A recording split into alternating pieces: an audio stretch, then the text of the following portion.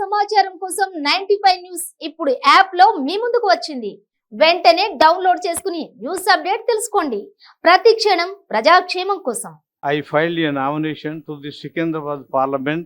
అభ్యర్థిగా నా nomination RO గారిచే అంగీకరించబడినది మరియు నాకు ఉంగరం సింబల్ అలాట్ చేయడం జరిగినది మరియు క్యాండిడేట్ ఐడెంటిటీ కార్డు ఇష్యూ చేయడము జరిగినది.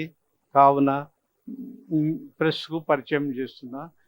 This is my identity card parliament క్యాండిడేట్గా issued by the RO Secunderabad. సోదరిమణులారా, సికింద్రాబాద్ పార్లమెంటు మరియు 52% ఉన్నటువంటి బీసీ భారతదేశ ప్రజలారా, ఎలక్షన్ కమిషన్ రూల్స్ ప్రకారం ఎమ్మెల్యే ఎంపీ కోసం ఎన్నికలు జరిగినప్పుడు ప్రజలు స్వచ్ఛందంగా ఓటు వేసి తమ నాయకుడిని ప్రజలే ఎన్నుకోవడం జరగాలి. స్వచ్ఛందంగా ఎన్నుకున్న ఎమ్మెల్యే భారతదేశాన్ని పాలించాలి అని రాజ్యాంగం చెప్తుంది, రాజ్యాంగం ప్రకారం. కానీ ఓటర్స్ని మభ్యపెట్టి, ప్రలోభపెట్టి, బెదిరించి ఓటుకు నోటిచ్చి ఓటు కొనడం నేరం. ఆ నేరగాళ్ళు శిక్షించబడగలరు, జైలుకు వెళ్ళక తప్పదు.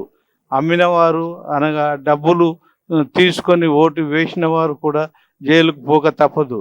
ఎలక్షన్ కమిషన్ 76 సంవత్సరముల నుండి ఓటుకు డబ్బు తీసుకొని ఫెయిల్ అయ్యింది. రోడ్ల మీద క్యాంపులు పెట్టి పోలీసు వారు డబ్బులు పట్టుకుంటున్నప్పటికీ విచ్చలవిడిగా డబ్బులు ఇచ్చి ఓట్లు కొని ఎమ్మెల్యేలై ఓట్లు కొన్న నేరస్తులే ఈ దేశాన్ని 76 సంవత్సరాల నుండి పాలించి లూటి చేసినారు. అందుకే ఎలక్షన్ కమిషన్ భారతదేశ ప్రెసిడెంట్ గారికి, సుప్రీంకోర్టు ఆఫ్ ఇండియాకు, సుప్రీంకోర్టు చీఫ్ జస్టిస్కు, సుప్రీంకోర్టు జడ్జీలందరికీ, 25 భారతదేశ హైకోర్టు జడ్జీలందరికీ ఈ పార్లమెంటు 2020 ఎన్నికలు జరపవద్దని, ఓట్లను నోట్లిచ్చి ప్రలోభపెట్టి వారికి కఠినమైన శిక్షలు రాయటం జరిగింది. సుమోటోగా నా అభ్యర్థనను అంగీకరించమని మరియు ప్రజాస్వామ్యం అని ఊదరగొడుతున్న ఓట్లు కొన్న నేరస్తులు, అగ్రకులాల వారు ఈ దేశాన్ని లూటీ చేసినారు. ఈ ఓట్లు కొని దేశాన్ని పాలించుతున్నటువంటి నేరగాళ్లకు తగిన శిక్ష పడే వరకు ఎన్నికలు జరపవద్దని పోస్ట్పోన్ చేయమని రాయటం జరిగింది. కానీ ఒక judge from high court chief justice కానీ స్పందించలేదు. 140 కోట్ల భారతదేశ ప్రజలందరికీ ప్రజాస్వామ్యం సమస్యను పరిష్కరించడం విఫలమైనారు. జవహర్లాల్ నెహ్రూ, ఇందిరాగాంధీ, రాజీవ్ గాంధీ, సోనియా గాంధీ ఈ 76 సంవత్సరంలో ఎన్నడూ కూడా ఓబీసీలకు ప్రోత్సహించలేదు. ఒక ముఖ్యమంత్రి పదవి కూడా ఇవ్వలేదు. బీసీలు ముఖ్యమంత్రి పదవికి పనికిరారా? అగ్రకులాల వారే 2 సార్లు 3 సార్లు సీఎంగా నియమించినారు గాంధీ ఫ్యామిలీ. కానీ కాంగ్రెస్కు ఒక్క అవకాశం బీసీలకు ఇవ్వలేదు. అగ్రకులాల వారంటే మేడంకు చాలా ఇష్టం. బీసీలను దగ్గరికి రానివ్వదు, కానీ వారి ఓట్లు కావాలి. కాంగ్రెస్ పార్టీకి బీసీలు ఎందుకు ఓటు వేయాలి ఆలోచించుకోండి. కాంగ్రెస్ పార్టీకి బీసీ ప్రజలకు ద్రోహం చేసింది.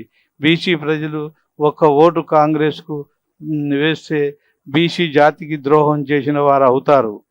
పుట్టబోయే మీ పిల్లలకు ద్రోహం చేసిన వారు అవుతారు. అలాగే బీజేపీ, బీఆర్ఎస్ కూడా అగ్రకులాల పార్టీలే.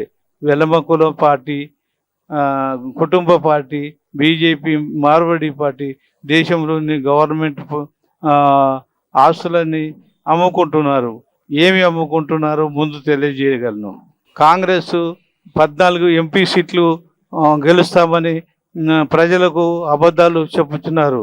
నేను అంటున్నా 4 సీట్లు గెలిస్తే గెలవచ్చు, కానీ 14 ఉత్త అబద్ధాలు. 52% ఉన్న బీసీ ఓట్లు ఎవరు వెయ్యరు. అసెంబ్లీ ఎలక్షన్స్లో కాంగ్రెస్ ఉండే, కానీ ఇప్పుడు అది లేదు. కావున 4 కూడా కష్టమే. సికింద్రాబాద్ పార్లమెంటులో all India backward peoples tsunami party గెలిచి తీరుతుంది. 4 కూడా కష్టమే. Secunderabad parliament all India backward peoples tsunami party గెలిచి తీరుతుంది. మరి ఎవరికి ఓటు వేయాలంటే సికింద్రాబాద్లో all India backward peoples tsunami పార్టీకి రింగ్ గుర్తుకే ఓటు వేయాలి.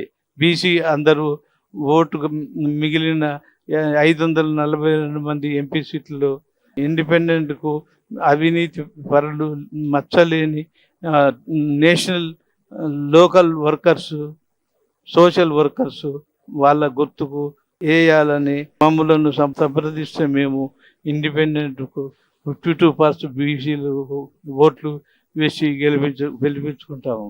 మా పార్టీ అనగా all India backward peoples tsunami party 76 సంవత్సరముల అని కాని అవినీతి అగ్రకులాల వారి చేతిలో మోసపోయినందుకు 52% బీసీలందరూ చింతించుతున్నారు. The party want real democracy in India, not pseudo democracy, not fake democracy. In India, I have no real democracy in India. నమస్కారం, మీ అందరికీ నమస్కారాలు చేస్తున్నాను. నేను సికింద్రాబాద్ పార్లమెంట్ అభ్యర్థిగా నామినేషన్ వేసాను. 6 గారిని అంగీకరించబడింది. మరియు నాకు ఉంగరం గుర్తు రింగ్ గుర్తు నాకు అలాట్ చేయడం జరిగినది. మరియు క్యాండిడేట్ ఐడెంటిటీ కార్డు కూడా ఇష్యూ చేయడం జరిగింది. ఇవన్నీ కూడా ప్రెస్కు పరిచయం చేయాలని చెప్పి నేను ప్రెస్ కాన్ఫరెన్స్ పెట్టడం జరిగింది. తర్వాత బీసీ భారతదేశ ప్రజలందరికీ ఎలక్షన్ కమిషన్ రూల్స్ ప్రకారం ఎంఏఎల్ఏ ఎంపీ కోసం ఎన్నికలు జరిగినప్పుడు ప్రజలు స్వచ్ఛందంగా ఓటు వేసి తమ నాయకుడిని ప్రజలే ఎన్నుకోవడం జరగాలి. స్వచ్ఛందంగా ప్రజలు ఎన్నుకున్న ఎమ్మెల్యే ఎంపీ ఈ దేశాన్ని పాలించాలని రాజ్యాంగం చెబుతుంది. కానీ ఓటర్లను మభ్యపెట్టి ప్రలోభపెట్టి బెదిరించి నోటికి ఓటు కొనడం నేరం. ఆ నేరగాలను శిక్షించబడగలరు, జైలుకు వెళ్ళక తప్పదు. అమ్మిన వారు అనగా డబ్బులు తీసుకొని ఓటు వేసిన వారు కూడా జైలుకు పోక తప్పదు. ఎలక్షన్ కమిషన్ 76 సంవత్సరాల నుండి ఓటుకు డబ్బు తీసుకోవడం నియంత్రించలేకపోయింది. రోడ్ల మీద క్యాంపులు పెట్టి పోలీసు వారు డబ్బులు పట్టుకున్నప్పటికీ విచ్చలవిడిగా డబ్బులు ఇచ్చి ఓట్లు కోరుకుని ఎమ్మెల్యే ఓటు కొట్టుకున్న నేరస్తులే ఈ దేశాన్ని 76 సంవత్సరాలు పాలించి ఈ దేశాన్ని లూట్ చేసినారు. అందుకే ఎలక్షన్ కమిషన్ భారతదేశ ప్రెసిడెంట్ గారు, సుప్రీంకోర్టు ఆఫ్ ఇండియాకు, సుప్రీంకోర్టు చీఫ్ జస్టిస్ కు, సుప్రీంకోర్టు జడ్జీలందరికీ, 25 భారతదేశ హైకోర్టు జడ్జీలందరికీ ఈ పార్లమెంటు 2024 ఎన్నికలు జరపవద్దని ఓట్లకు నోటీసి ప్రలోభపెట్టి వారికి కఠినమైన శిక్షలు వేయాలని వేయడం జరిగిందనుకోవచ్చు. సుమో మోటోగా అభ్యర్థులను అంగీకరించమని మరియు ప్రజాస్వామ్యాన్ని ఊదరగొడుతున్న ఓట్లు కొన్న నేరస్తులు అగ్రకులాల వారు ఈ దేశాన్ని లొంగిస్తున్నారు. ఈ ఓట్లు కొని దేశాన్ని పాలిస్తున్నటువంటి నేరగాళ్లకు తగిన శిక్ష పడే వరకు ఎన్నికలు జరపొద్దని పోస్ట్ పోన్ చేయమని రాయడం జరిగింది. కానీ ఒక్క జడ్జి కూడా, హైకోర్టు చీఫ్ జస్టిస్ కూడా స్పందించలేదు. 140 కోట్ల భారత ప్రజలందరి ప్రజాస్వామ్య సమస్యను ఈ భారతదేశంలో డెమోక్రసీ లేదు, ఫేక్ డెమోక్రసీ ఉన్నది. ఓట్లు కొన్ని ఎమ్మెల్యేలు ఎంపీలు ఈ దేశాన్ని పాలిస్తున్నారు. కాబట్టి డెమోక్రసీ పద్ధతిలోనంటే స్వచ్ఛందంగా ఓటర్స్ డబ్బులు తీసుకోకుండా ఓట్లు వేసి వాళ్ళ నాయకుని ఎన్నుకోవాలి. అలా జరగట్లేదు. డబ్బులు ఇచ్చి కొంటున్నారు, ఈ డబ్బులు ఇచ్చి కొట్టే నేరం రాజ్యాంగమే చెప్పినప్పటికీ కూడా మరి వీళ్ళు నేరస్తులు డబ్బులు ఇచ్చుకొని వీళ్ళు రాజ్యాన్ని పాలిస్తున్నారు.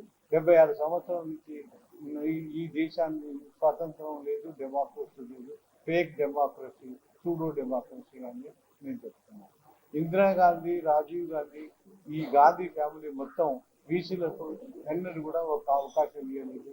తెలంగాణ, ఆంధ్ర తెలంగాణలో ఒక్క ముఖ్యమంత్రికి కూడా బీసీలకు అవకాశం ఇవ్వలేదు. కాబట్టి బీసీలు ఎవ్వరు కూడా కాంగ్రెస్కు ఓటు వేయొద్దు. ఎందుకంటే కాంగ్రెస్ 76 సంవత్సరాలు బీసీలకు ద్రోహం చేసింది. కాబట్టి ఓట్లు వేయకూడదు. నేనేమంటున్నా అంటే బీఆర్ఎస్ అప్పర్ క్యాస్ట్ పార్టీ, ఆ తర్వాత ఈ బీజేపీ మార్వాడీల పార్టీ అప్పర్ క్యాస్ట్ బ్రాహ్మణుల పార్టీ. కాబట్టి వాళ్ళకు ఓట్లు వేయదు. 52% ఓటర్స్ అందరు కూడా ఈ మన ఉంగరం గుర్తుకు కిషన్గంధం కాన్స్టిట్యూన్సీలో ఓటు వేయాలని, మిగతా ఇంకెవరికి ఓట్లు వేయాలని మీరు అడుగుతారు అనుకో. నేనేమంటున్నంటే ఈ దేశంలో 543లో నేను సికింద్రాబాద్ వదిలిపెడితే 546 సీట్లలో ఎవరు ఇండిపెండెంట్గా స్వచ్ఛందంగా నీతి నిజాయితీ పరుడు ఏ ఇండిపెండెంట్ పోటీ చేసినా కూడా all India backward Islamic party support చేస్తుంది. ఎవరైనా కూడా వచ్చి మమ్మల్ని సపోర్ట్ చేయమని ఇండిపెండెంట్ అడిగితే మేము సపోర్ట్ చేస్తాం. వాళ్ళకు ఓట్లు లేదు, ఈ ఇండిపెండెంట్ కానీ ఏంది కానీ వాళ్ళంతా దేశద్రోహులు, దేశాన్ని దోచుకున్న వాళ్ళు, వాళ్ళకు ఓటు వేయదు. ఈ ఇండిపెండెంట్ స్వచ్ఛందంగా సేవ చేస్తున్నాడు, వాళ్ళు ఎంతో మంది ఉన్నారు. ఇట్లా ఇండిపెండెంట్ అయిన పర్వాలేదు, మేము సపోర్ట్ చేస్తాం.